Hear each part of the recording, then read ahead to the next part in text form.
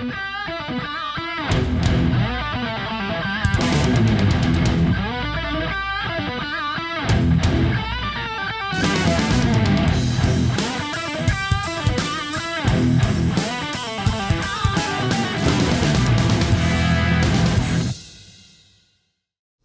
my name is Rich Howard, owner of Architectural Builder Supply. This video is to bring you a closer look at the PBB part number SM5F12050630E.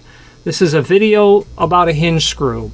So there's not a lot to talk about when it comes to a hinge screw. If you need a screw for a 4-inch or a 4.5 or a 5 and maybe even a 6-inch, and it's 1224, this would be the screw that you need. If you see TMS, template machine screw, in your part number, and you've got a metal door, metal frame, or, you know, the application is going to hollow metal, this would be the appropriate screw for that. I think you get past 6-inch, up to 8-inch hinges, they're going to be a 1/4-20 thread size. If you get to 3.5, I think that's where they go to 1024 in terms of thread size. Residential 4-inch hinges might be 1024 as well. Don't quote me on that, please.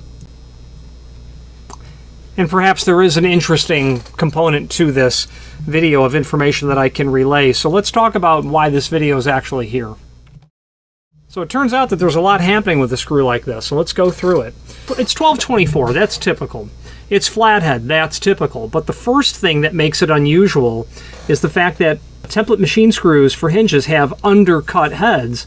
You can see right where the top of my fingernail is, that flathead is undercut. Okay? It's undercut. That's when you want to put a larger diameter screw flush with something that's too thin for what the normal height of a flathead screw would be. So if this was an undercut, you wouldn't be able to tighten that in based on the countersink, because you'd have to countersink out so much of that the head, for the head to sit flush, that actual height, if it was fully flat head, would be thicker than the leaf thickness. So that's the first option that you bump into, or that's the first feature of these that are perhaps something that's considered unusual. The other thing is this weird sort of treatment at the tip of the screw. There are some images down below which we'll take a look at, but you see how right there looks unusual. That's what is called thread forming. There are basically preparations in the threads of the screw such that when you are installing the hinge onto the door or the frame, it will act to cut out or to create the threads as it's running through. Why that exists is because hollow metal door and frame, hollow metal manufacturers, whether it be Seco or Curry's or Steelcraft or Republic or, you know, old names, Fenestra, Kawani, Amweld, people that are gone, and then dozens of other people who do it, when they are painting their material like jams, those jams are hung on a hook and it goes into a giant spray booth. And how the paint is cured, you know, it could be, I think it's heat, but they're not going through and cleaning out the paint that's gotten on the inside of those threads. Now, basically the instruction manual, you know, if you were to refer to Steel Door Institute documents, there's going to be language that says you have to run a tap through all of these holes to clean out that paint, that primer that's there. No one does. I don't. I do. That's not true. I do if I think that I'm going to have trouble with the thread forming screw, or if I don't have a thread forming screw, because if you cross thread that, there's very little, if anything, you can do to correct it. So that feature on this screw makes it thread forming. It's 1/2 inch is pretty typical on screws like this. Actually, let me put the tape measure on it. Yeah, the overall is, they would call these 1/2 inch, and that's certainly what that's going to be. Normally a number 3 Phillips is what you'd have on a hinge screw, and that's indeed what this is. I have seen some offshore imported, manufactured overseas hinge screws that have a number 2 tip, but it's always a number 3. Let's switch to the screen view and just take a look at the supporting information. If you've not hit subscribe yet, we would very much appreciate if you did, and hopefully you're enjoying this video. Now, let's get back to it. All right, well, here's the screw that we're looking at. There's images down below And this will just show you, you know, kind of an upfront thread forming feature here. See if we get a better picture of the undercut head. That shows it fairly well. Thread forming. Number 3 Phillips, the underside of it, that shows the undercut head. And there you go. Now, there is a link below this as seen here to the manufacturer's page. And as you click on that, you can pull up not only all of the PBB products that we sell by means of this horizontal navigation as seen here, but also a link to the manufacturer's website, as well as a link to the product catalog.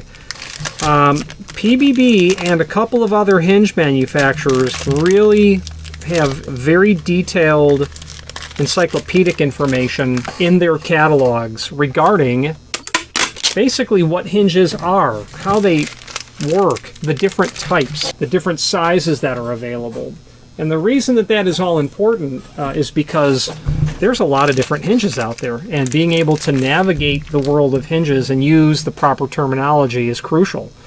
You know, if you're asking for a full mortise hinge, it would be very helpful to understand what exactly that is versus a half mortise. Okay, and the PBB catalog is really great. Usage guides, listings of availability. This formula shows you how to determine the width of a hinge based on the application. Definitions of swag and handings of doors, availabilities, finish charts, conversion charts are here. So the PBB book is very handy to bookmark so that you can get back to and say, oh, a swing clear full surface, what does that look like? There should be a picture of it somewhere in here. Also, it teaches you how to use their part numbers, or how to understand, how to dissect their part numbers, and then it will get into different options that are available, specialty tips, etc. And then it's a very comprehensive catalog of everything that's available from them.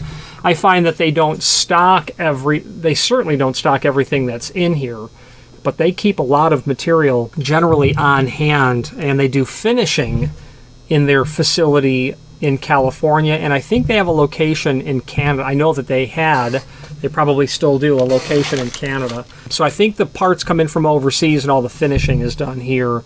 PBB takes extreme pride in their quality. I did have an instance about 5 or more years ago, more than that, maybe 8 years ago. The client received some oil rub bronze from PBB, and I believe it was substandard.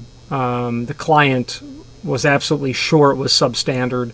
And I should say that I thoroughly agreed with the client. Took all that information back to PBB, and I received a response that was longer than my arm, explaining oil rub bronze. And yeah, the stuff did have to be refinished because it was a Monday-Friday hinge. But the depth of the response, even though it was quite defensive in nature, was exceptional.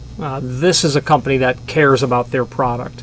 PBB's claim was always that they completely finish the hinge, even the backside. Not every manufacturer does that. They treat the backside of the hinge the same as they do as the front side of the hinge, and they don't need to, because you don't see the backside of the hinge, but they do. So if you're getting into this catalog, you're looking at a lot of items that they have. There's over 200 pages worth of information.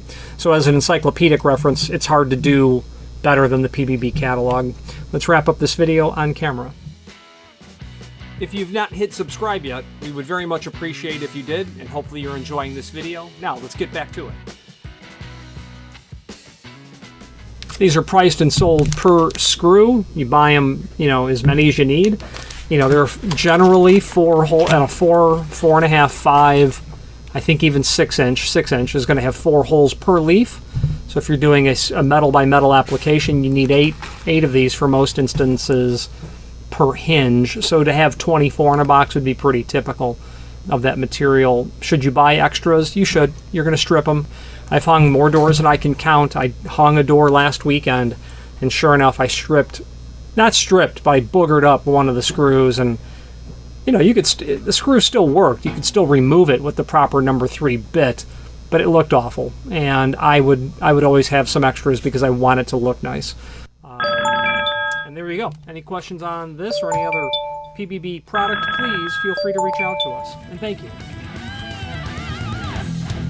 Thank you for watching, and if you've enjoyed this video, please click thumbs up, please subscribe, and maybe even send the video to someone that you know. Thank you.